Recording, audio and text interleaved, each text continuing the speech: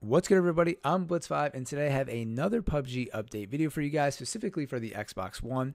And this is going to be looking towards the month of November. Since the end of October is almost here, this is like an early November update video. And there's a lot of good information here, a lot of big changes coming to PUBG and the Xbox One.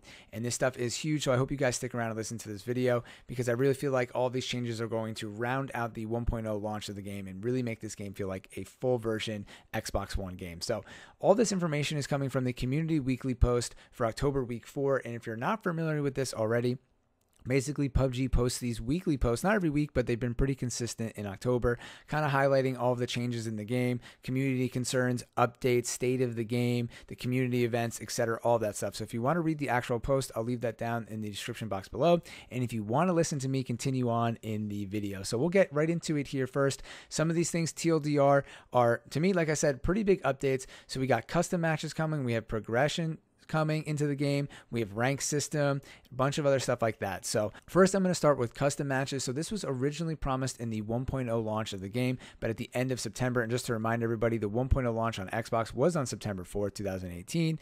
Then it got pushed to October and then again to November. And to me, I know custom matches aren't that big of a deal, but when you say 1.0 full version of the game, you just expect certain options and amenities in the game. And I feel like, to me, in my opinion, custom matches are kind of a part of that. So I really hope to see that soon and in the month of November. Then moving on from there, this next set of 3 here are going to be, to me, the biggest part of this update. So we have the player care package system, the supply system, and the rank system. This is going to be huge for PUBG. And the progression system is interesting because I know PUBG was trying to stick to the old school style of gaming where really you didn't get anything for winning. And that's what made the winner chicken dinner so awesome. And it is so rewarding when you win PUBG. Even though you don't get anything, you just get a little bit of BP. You're like, oh man, I didn't even get anything, not a crate. But it's really just the pride of winning that you leave with. And it makes winning in PUBG feel so special. But despite that, it seems like they're kind of succumbing to the current community gaming climate and putting in the progression system, which I kind of get, as long as they don't make it too ridiculous where it's like all these crazy missions and stuff that we don't need. I think having some kind of daily login bonus and weekly mission is nice. As long as it rewards players for being loyal and consistent players and dedicated players, I think that's nice. You don't want to turn into some ridiculous Fortnite thing because that's not what PUBG is all about. But having some kind of loyalty bonus, I think, is nice in a video game nowadays, especially when you're putting a lot of time into it. So that's sort of what the player package, care package system is.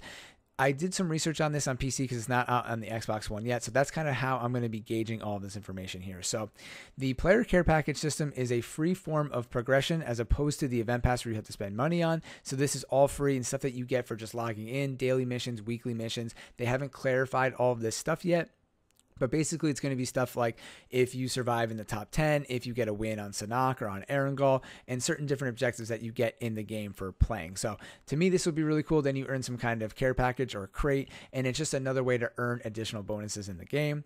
Then we have a survival supply system, which to me looks really cool. And this is sort of like the care package system I just talked about, but this is going to revolve more around surviving in the game and earning XP. And there's a tier system that's broken into different levels. So we have like level 1 through 10. And each one's broken down by 10,000 XP. And each time you hit a different tier, you're going to get random items and eventually unlock permanent items for leveling up. And this kind of stuff to me is really, really cool in the game. And combined, I really feel like this will create a nice system to just log in, earn some missions, quests, if you will, and get some XP and bonus stuff in the game. And then last, we have the rank system, which to me is desperately needed in PUBG. So because, people are always asking me, how many wins do you have and all this stuff and what are your stats?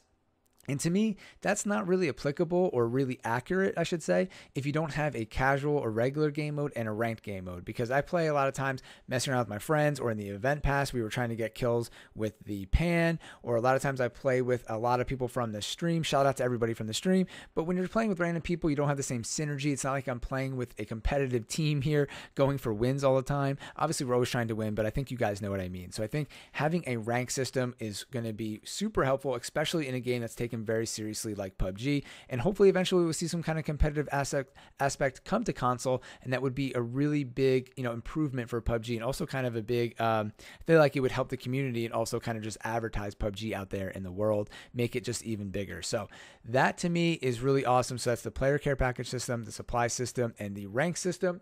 Then we have some other things here. This is interesting. They're going to add graphical setting options to PUBG and the Xbox One, which is a very PC thing to do.